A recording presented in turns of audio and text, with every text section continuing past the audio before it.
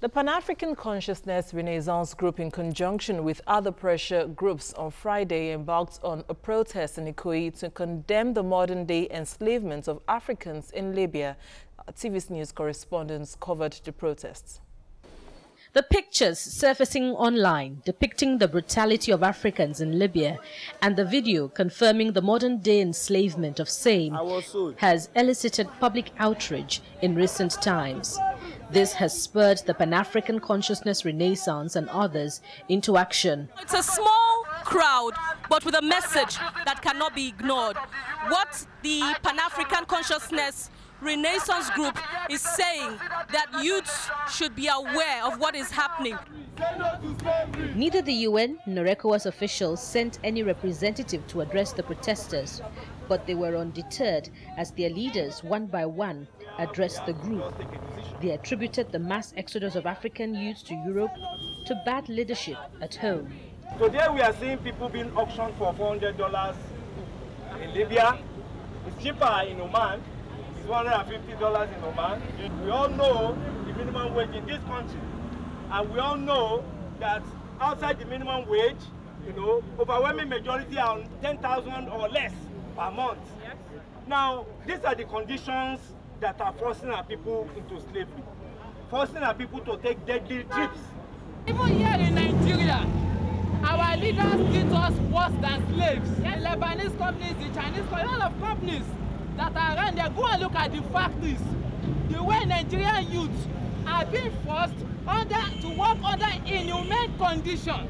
Both the Arabs and the Europeans are both complicit in the trade of African bodies. But then you also have a third party.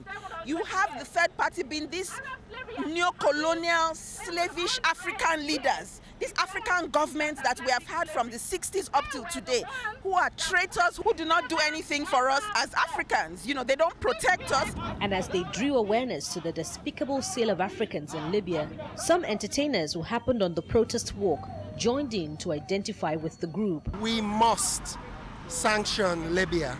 I think Libya should be temporarily suspended from the African Union. We have to send strong signals. The people are willingly going to the human traffickers, not like the human traffickers are forcing them. African Union cannot talk to the people in Libya now because they are guilty of what is happening in Libya. ECOWAS, they are all African heads.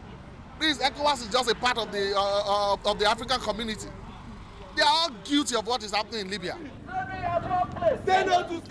Perhaps the most resounding message from these Nigerian protesters is that the leadership deficit at home, causing the average man to live below the poverty line, is worse than the inhumanity of the Libyan auctioneers. But who's listening? Bukola Samuel, Wemimo, TVC News.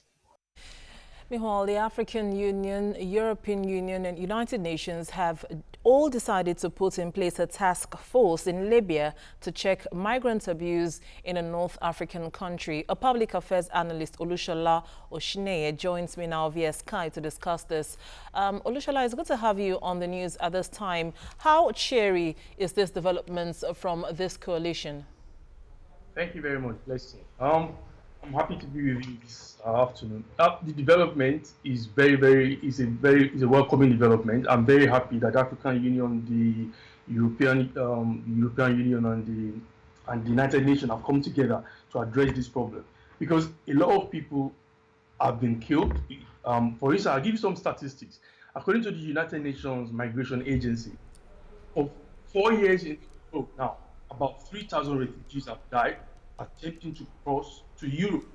And also, at the moment, as we're talking, up to about between 400,000 and 700,000 are still stranded in Libya. And this is a huge crisis. And it is very, very, I'm very glad that the international communities are now seeing it as a problem, and they've now intervened and they've started up a task force to address it. Yep.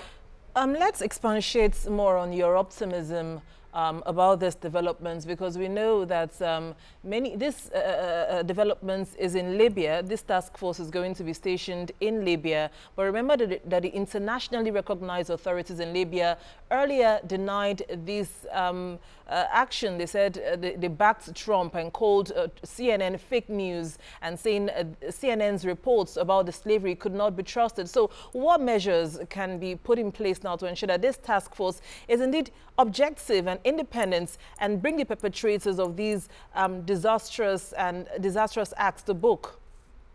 Yeah, I saw the news as well when Libya was denying it, using Trump, referring to CNN as a fake news. We know that Libya is effectively more or less a failed state, but there is still a small government backed by the United Nations, and that government is willing to work with international organizations. That UN-backed government is willing to work with the EU, it's willing to work with the African Union. So as long as this government is willing to work with all these international agencies, there is hope, because they will try their best. Actually, this government, the UN-backed government in Libya, they have some detention centers where they keep all these stranded Africans. And of course, we know they can't really take care of them because they lack the resources. But European Union is helping them, they're funding them as well, and they're also working with them to repatriate some of these stranded Africans. They can only do their best. We know that, because Libya is a failed state. There are so many militant groups. Sometimes I've heard that they invade those detention centers and abduct many of those Africans. So there is. But they are trying their best. They are doing the Olusola, if you'd allow me butts in here now, I'm thinking there are two issues here.